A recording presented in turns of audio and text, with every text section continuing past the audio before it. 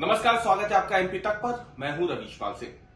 मध्य प्रदेश की राजधानी भोपाल में आज सीखो कमाओ योजना के तहत युवाओं को जो ट्रेनिंग दी गई थी, अब उनका ट्रेनिंग का जो पीरियड है वो पूरा हो गया है। तो ऐसे में उन युवाओं को अब उस ट्रेनिंग के बाद उस ट्रेड से बाहर कर दिया गया है, यानी उनकी जो ज्वाइनिंग थी वो खत्म हो चुकी है।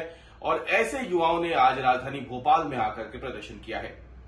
दरअसल इन युवाओं ने आरोप लगाया है कि पूर्व मुख्यमंत्री शिवराज सिंह चौहान ने जो सीखो कमाओ योजना की शुरुआत की थी और उस समय उन्होंने ये वादा किया था कि जिस ट्रेड में यानी जिस विभाग में इनको ट्रेनिंग मिलेगी युवाओं को, और यदि वो अपना काम सीख जाते हैं और विभाग को लगता है कि उनको जरूरत है ऐसे लोगों की, तो उन्हें उसी विभाग में नौकरी पे भी रख लिया जाएगा। ये बात कही है उन लोगों ने, उन प्रदर्शनकारियों ने जो आज राजधानी भोपाल पहुंचे थे। ये सभी युवा हैं। सीखो कमाओ योजना आपको बता दें कि तत्कालीन मुख्यमंत्री शिवराज सिंह चौहान की तरफ से शुरू की गई थी मध्य प्रदेश में विधानसभा चुनाव से पहले, और उस समय इसका काफी एक तरीके से बखान भी हुआ था। चुनावी रैलियों में भी सीखो कमाओ योजना का बहुत जबरदस्त प्रचार भी किया गया और माना जाता है कि बड़ी संख्या में युवा जो है वो सीखो कमाओ योजना के तहत रजिस्टर्ड मध्य प्रदेश में हुए।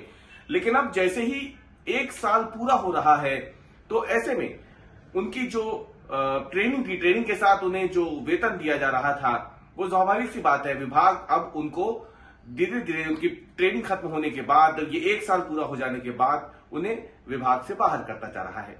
इसी को लेकर के अब ये युवा परेशान है, निराश है, सरकार पे आरोप लगा रहे हैं कि सीखो कमाओ योजना के तहत उन्हें रजिस्टर तो किया गया, लेकिन अब जब वो काम सीख चुके हैं तो उन्हें बाहर कर दिया गया है।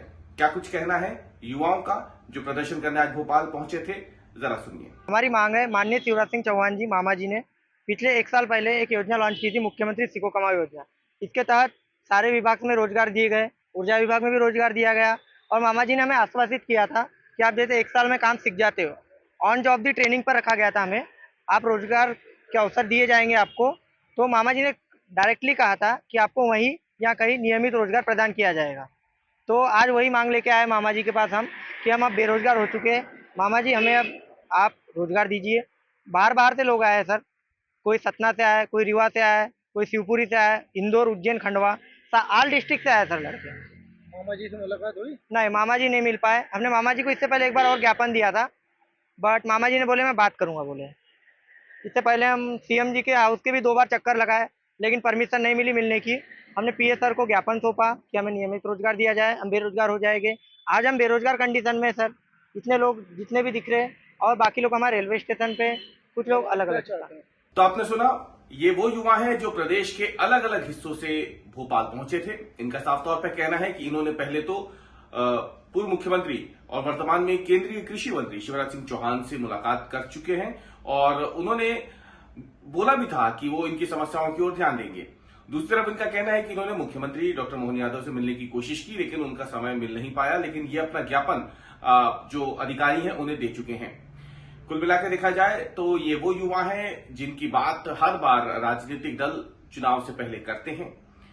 मध्य प्रदेश अगर देखा जाए तो वैसे भी उन राज्यों में शुमार है जहां पे लंबे समय से सरकारी भर्तियां जो हैं अटकी पड़ी हैं।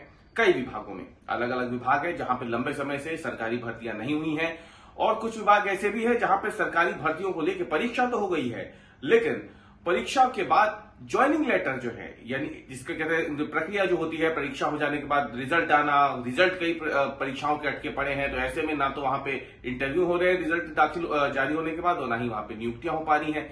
तो मध्य प्रदेश का युवा जो है वो लंबे समय से एक तरीके से वैसे भी देखा जाए तो 35 लाख युवाओं वाला जो प्रदेश है, जो बेरोजगार युवा है, वहां पर सीखो कमाओ योजना के जो ये युवा हैं, ये एक तरीके से उन बेरोजगारों की सूची में शामिल हो गए हैं जिनमें पहले से ही मध्य प्रदेश में 35 लाख जो रजिस्टर्ड बेरोजगार हैं।